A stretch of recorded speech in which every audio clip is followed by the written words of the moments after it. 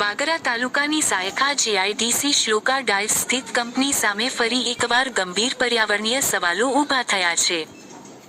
કંપનીના મુખ્ય ગેટમાંથી શંકાસ્પદ કલરયુક્ત પ્રવાહી બહાર નીકળીને મુખ્ય માર્ગ પર અંદાજે 150 મીટર સુધી વહી રહ્યું હોવાનું દૃશ્યોમાં સ્પષ્ટ જોવા મળી રહ્યું છે. વરસાદની આડમાં કંપની દ્વારા કેમિકલયુક્ત પાણી છોડવામાં આવ્યું હોવાની આશંકાએ સ્થાનિકોમાં ભારે રોષ ફેલાયો છે. સ્થળ પર જોવા મળતી સ્થિતિ એવી છે કે જાણે મુખ્ય માર્ગ પર કેમિકલનું તળાવ ભરાઈ ગયું હોય. આ માર્ગ પરથી રોજબરોજ સેંકડો વાહનચાલકો, રાહદારીઓ અને સ્થાનિક લોકો પસાર થાય છે. આવી સ્થિતિ માનવ આરોગ્ય, પશુઓ તેમજ પર્યાવરણ માટે ગંભીર જોખમ ઊભું કરી શકે છે.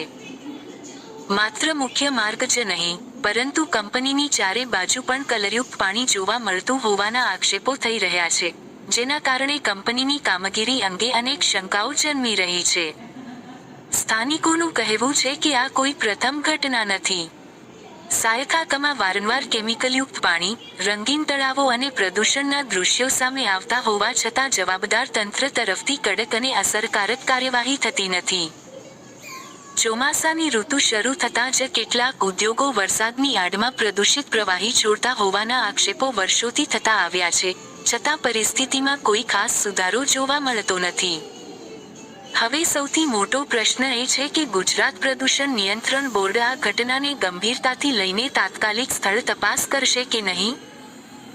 જો આ કલરયુક્ત પ્રવાહી ખરેખર કેમિકલયુક્ત હોવાનું સાબિત થાય, તો જવાબદાર કંપની સામે પર્યાવરણ કાયદા મુજબ કડક દંડાત્મક કાર્યવાહી થશે કે ફરી માત્ર ઔપચારિક નોટિસો આપીને મામલો દબાવી દેવામાં આવશે. સ્થાનિક લોકો અને પર્યાવરણ પ્રેમીઓએ સમગ્ર ઘટનાની ઉચ્ચસ્તરીય તપાસ, પાણીના નમૂનાઓનું વૈજ્ઞાનિક પરીક્ષણ અને દોષિત સામે કડક કાનૂની કાર્યવાહી કરવાની માંગ ઉઠાવી છે.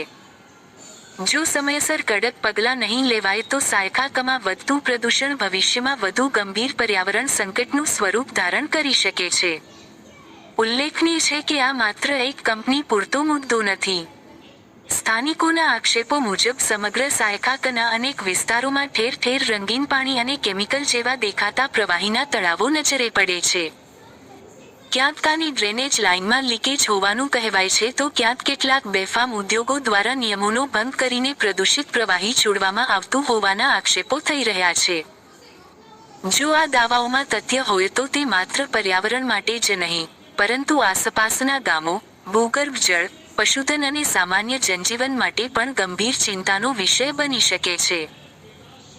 હવે જરૂરી બની ગયું છે કે સંબંધિત તંત્ર સમગ્ર સાયખામાં વિશેષ ઝુંબેશ હાથ ધરી દરેક શંકાસ્પદ સ્થળની તપાસ કરે, પાણીના નમૂનાઓનું પરીક્ષણ કરાવે અને નિયમોનો ભંગ કરનાર સામે કોઈપણ પ્રકારની ઢીલાશ રાખ્યા વિના કડક કાનૂની કાર્યવાહી કરે.